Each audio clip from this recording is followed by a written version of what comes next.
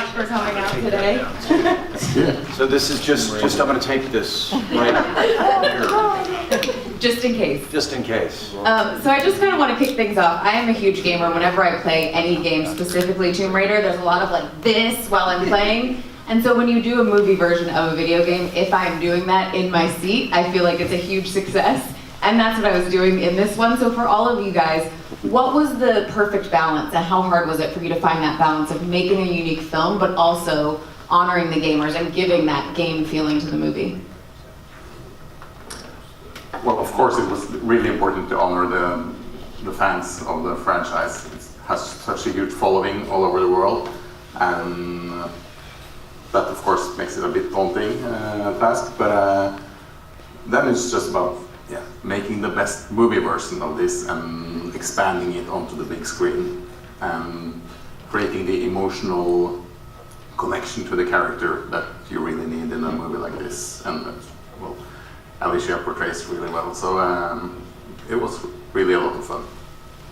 For you, Alicia, are there any moments, like there's a couple of like scratches that she has on her face that for sure in the game, it's such a small thing, but as the gamer, when you see those things, those little nods, it's like, were there things in it where you were like, yes, I want this in there for the gamers? Oh, that's sweet that you noticed that. Yeah, we had a lot of fun making sure that we had little Easter eggs put into the film as well, and it was, I mean, you mentioned it's daunting. I think, I played quite a few, both fictional and real like people on screen, and it's that perfect thing of really gathering as much information and make sure that you, for me, to kind of have all the traditional traits of Lara and feel like it has all of the elements why that made her become such an iconic character. She's been with us for 22 years, and then it's the transition of making sure that she becomes your own, and I really, she's such a bold, kind of curious, badass being. So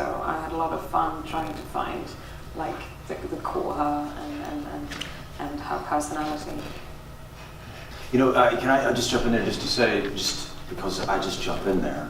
It's just You're not holding up your name tag It's anymore. my nature. I do have to say something though. Whenever I walked into the makeup trailer for the first time, and I saw you and Jan discussing like all of these lacerations. I think we had about like 42 stages. Yeah, but I saw like the end product, right? The Lara Croft that we all know, but to hear the discussions about how each one of those wounds would happen and where the fabric would come into play to cover up those wounds. It was extraordinary to kind of see how that played out in one conversation. Puzzle. Yeah, and then watch it happen unfold over the course of the movie. Yeah. All right, so we'll take some questions from you guys. We'll start right over here. Hi, I'm Jerome Made, Foley Voice. My question's for Alicia. So backlit, but Hi. Hi, and my question's for Alicia, and if anybody wants to jump in after, that's cool. I guess I want to say it's a great film. But it's different, I think, than what a lot of people will probably expect. I mean, it's a coming-of-age story. It's more personal than pyrotechnics, I guess I would say. And, and we saw a lot of people, because between the Angelina Jolie films and the video game and the comic was so popular, there's a swagger that she had, which here she's getting to that point. So how do you feel about that? Was that a personal thing and about playing that? And because you can kind of see that you're at the end, you kind of start getting that swagger. But. Yeah, I think that, it is a coming-of-age story, and that's what we kind of, that was our inspiration, because this film is now based a lot more on the 2013 rebooted game. And there she is, a normal girl in the beginning. And I find it really interesting. I think we've seen it a lot in these kind of big, both superhero and action movies. If you have the origin story, then that's a way for us to kind of get to know our character, to feel for them, to relate to them on a more human level. I thought it was wonderful that I could play a young woman who's still trying to find her footing in the world, who also has a story with her dad that has been lost for 7 years, but she hasn't really been able to warn him either because she never knew what happened. And it's a story where she goes out in the world, and all the kind of traits and skills that she has within her is forced to be kind of pulled out due to the adventure that she goes on and the challenges that she's put through. So I think, I'm happy that you saw that in the end, because, I had that long span, and I wanted to have every single step, hopefully, been portrayed from the beginning till the end, for her to kind of become, in the end, the action hero that we so well know her to be. I want to start having some more Lara Croft swagger in my life. Yeah. All right, we'll go right down there in the end. It's also very empowering when you get to be there in the end, because I think if you have all the struggles and you feel for her being this real girl, that makes you be with her emotionally, and then you root for her even more. So in the end, when she's holding on that clip and manage to get her that tune, you hopefully, celebrate with her and look up to her. I love when you have the guns at the end too. Go ahead. Hi, Stevie Chipper, Boston Herald. Alicia, it's such an incredibly physical role, and you don't look like you're being doubled or anything, that it's really you. Can you talk a little bit about the challenges just getting in shape to do this? And also what you think of Lara Croft in terms of where she starts from internally. Is it the absence of her father that affects her entire life then? No, I think, when you're telling, that's a life, but in any film you need to kind of narrow down and decide what story within that life you're telling. And like Rowan mentioned, we wanted to find an emotional way in to feel with her. And I think one of them is the relationship with her father. It's also, we kind of know this character too. She has the love for history and mythology and artifacts and all of that. But it's almost like, I thought it was an interesting thing, like a lot of young people do. You had your dad telling you stories when you were a kid, but because of the pain that he just took off, she never really knew what happened. Maybe he just abandoned her. She kind of has closed that door. And it's not until she finds his secret chamber, and she also realizes he was not only a suit in a corporate company. There's actually a reason for why I have the love for these things. And that is a discovery and also an acceptance of who she is.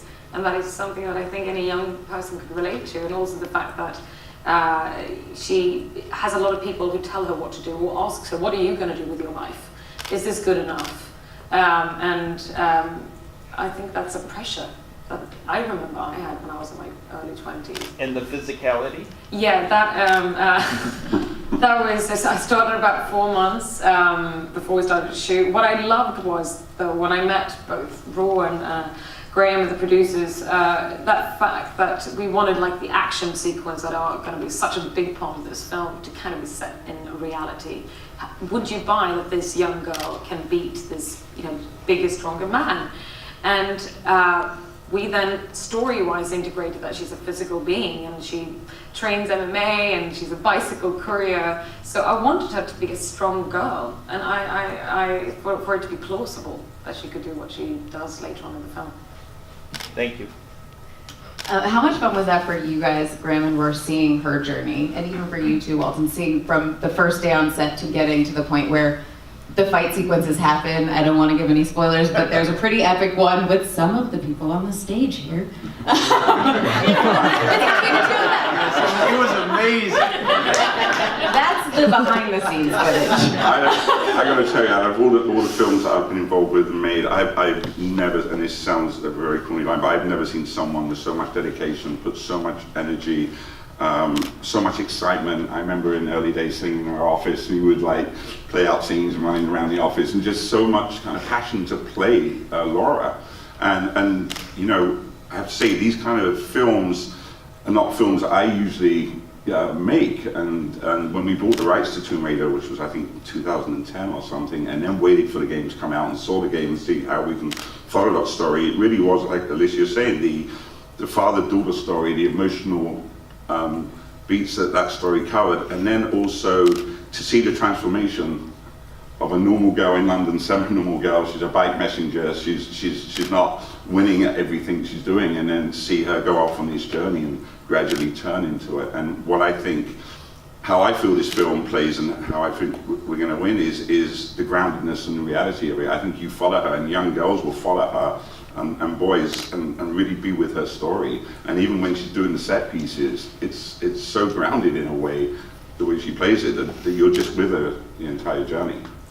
But to see the physicality and the working out, and how Magnus, I remember very He early was on. even, I found him in the work with the I trainer with lost weight with Magnus, yeah. Magnus is our trainer, just so you guys know. Yeah. It was amazing. I mean, but to see every single day in the gym, every day before shooting, she was in the gym, and again, in every scene of the film, and how hard she works. And I was actually, would pull her performance along like a Sigourney when she did Aliens. An audience is just like wooed by this, and just they can see her physicality and see how hard she works, and then the emotional side of it and how she plays it there. Were there any injuries? I mean, you get quite. I'm actually covering up. You can see I still have my little wounds on my legs, but no real injuries. You have an incredible stunt team that makes sure that everything goes Safe. Is safe. It's just tough. Yeah, I think also the other thing we kind of talked about, the thing that was such a, I guess part of her journey that I enjoyed so much is seeing the analog kind of nature of Lara Croft's evolution. It's not kind of rooted in some special superpower, and there's a place for that. Obviously, they're everywhere, and it's extraordinary to kind of watch those experiences.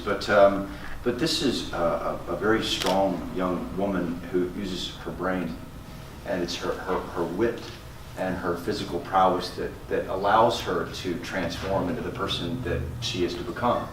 You talk about the bow and arrow, that one scene where she's going into the, swooping in and just back to back with the bow and arrow. I was like, oh my God, this is so good. Sorry, I just missed it. Anyway, okay, we'll just toss it over here for a question. Hi, Courtney Howard, FrenchFiction.tv. My question is for Alicia and Walton. I would imagine that dealing with the fight choreography and rehearsal is slightly different than dealing with it on set, where you have some elements like dirt and grit and stuff to sort of get in the way of maybe hitting your marks. I'm wondering if you can talk about the challenges of that. It's kind of a natural process. You start normally in a room and you just have maps, and then it's very much choreography. Even when it looks as gritty and dirty, hopefully by the end it is choreography. And then you kind of take the next step and you come to a set which might not be completely done yet, and then you start to actually practice in there, because normally, like I said, it feels different to be on a set, but then you do have rehearsal time there too, so you feel comfortable by the time you stop shooting. Yeah, but then it gives a lot. It actually is nice when you get. It changed a couple of times. There were a couple of kind of incarnations, and which Roar and Graham, and I think any great filmmaker allows themselves the opportunity to do, and that is to improvise, right, and to kind of play jazz with it. And okay, well, how is this story? This is a living organism, and how does it change?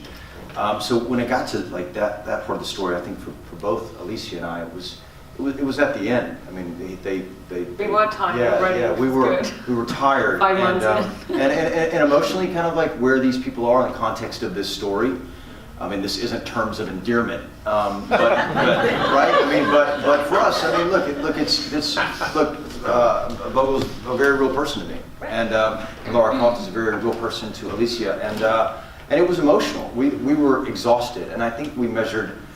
I think I can speak for all of us, and when I say that we measured our success based on how tired we were at the end of the day, and we were tired, most days, and we said, as we left set, good job today, I'll see you tomorrow, and it took a week, it took 6-7 days to film that sequence, and you live with that kind of anger, and every single day, get a glass of wine at night. Thankfully, we were in South Africa. Right over there. Hi, Louis Lecca with Nuclear Fridge and the Nerd Report. Great film, had a lot of fun watching it yesterday. I can't believe I'm here. Walton, thank you for so many great years with The Shield. I can't believe I'm here finally getting to, never thought I could thank you in person. How do you approach villains? Vogel was an LAPD officer before he went to Yamatai. Great show. Is being a villain your thing, and how do you approach this villain in this film in particular? You know, I don't know. I think, I mean, when I did The Hateful Eight with Bruce Dern, and I talked to him about his career, you know, and I said, well, Bruce, when did it change for you? He said, when I decided to stop playing a villain, you know, and I think, look, I have a face that won't launch 1,000 ships. I have a face that would kind of like hijack 1,000 ships. And I love villains, but I don't like two-dimensional anything, to be quite honest with you. And I like to get in there and kind of find out who this person is in the world, how they really kind of exist.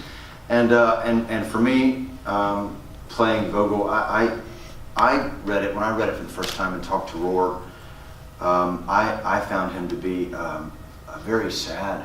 I found him to be exhausted and at his wit's end, and had almost kind of given up on his reality really ever changing, you know. And then that first scene when Lara Croft winds up on the beach and he's sitting in her tent, it was the opposite of maybe most people's reaction. For me and my interpretation of Vogel, his badness or whatever, really kind of came from being baffled at his good fortune kind of in this moment, because the cards have always been stacked against him, really, and now his fortune changes in a moment. And Alicia kind of really allowed for that, and Roar and Graham, and it was you know, it was a very rewarding, very fulfilling experience to interpret Vogel kind of in that way. This is for Alicia. Clearly, the role took a lot of mental and physical commitment, and I'm curious if at the beginning, was there something that you actually thought was particularly daunting, that you were like, I don't know if I'm going to be able to get there or to pull this off? And if so, how did you kind of push through that?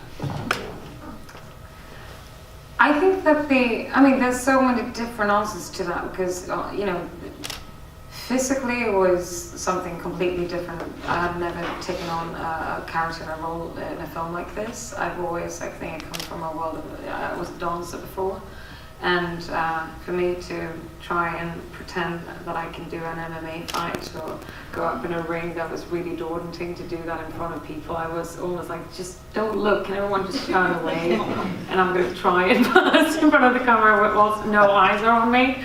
That was, you know, scary. But then I think, do you know, like, one of the things that, you know, we worked so hard, we met up in the mornings and we worked on the script, and I think a daunting thing is to make these kind of big studio films, these big adventures, which I've loved since I was a kid. I mean, it was truly like, when I walked on the set, and Walton and I was like jumping when we walked around these sets.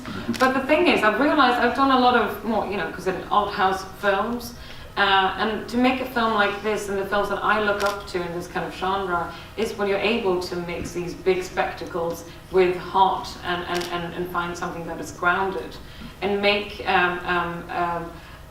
know, an artful, interesting story, commercial and big and loud as it should be. That, I think, is the biggest challenge. And I realized very early on, but it was also something that gave me a lot of energy and force throughout the shoot. Hi, Joelle. Back here. Black Girl Nerds. Hi.